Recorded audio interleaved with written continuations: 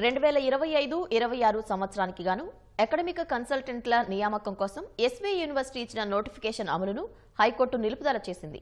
తాత్కాలిక భర్తీలతో సరిపెడితే నిరుద్యోగుల పరిస్థితి ఏంటని నిలదీసింది. విద్యా వ్యవస్థ నాశనమవుతుంటే చూస్తూ ఊరుకోబోమని తేల్చి చెప్పింది.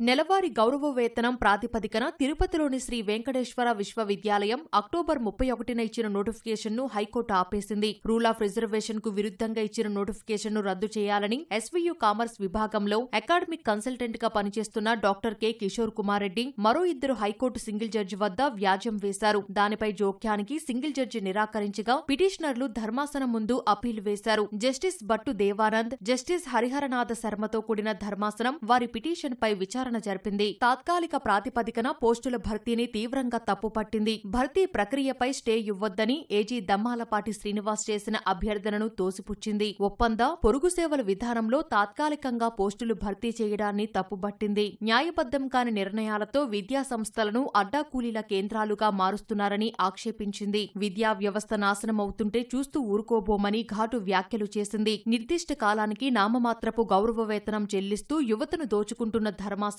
తాత్కాలిక భర్తీలతో కాలం గడుపుతుంటే నిరుద్యోగుల పరిస్థితేంటని నిలదీసింది. నాణ్యమైన విద్య పొందడం విద్యార్థుల హక్కన్న హైకోర్టు అకాడమిక్ కన్సల్టెంట్ పోస్టులు చట్టంలో లేవని స్పష్టం చేసింది. విభాగాల వారీగా పోస్టుల భర్తీలో అమలు చేయాల్సిన రూల్ ఆఫ్ రిజర్వేషన్ విధానాన్ని పాటించడం లేదని ఆక్షేపించింది. పూర్తి వివరాలతో కౌంటర్ వేయాలని ప్రభుత్వంతో పాటు ఎస్వీయూ అధికారులను ఆదేశించింది. పోస్టుల భర్తీ విషయంలో ముందుకెళ్లేందుకు వీలు కల్పిస్తూ సింగిల్ జడ్జి ఇచ్చిన ఉత్తర్వుల అమలును జస్టిస్ భట్టు దేవానంద్, జస్టిస్ హరిహరనాథ శర్మతో కూడిన ధర్మాసనం నిలిపివేస్తూ ఉత్తర్వులిచ్చింది.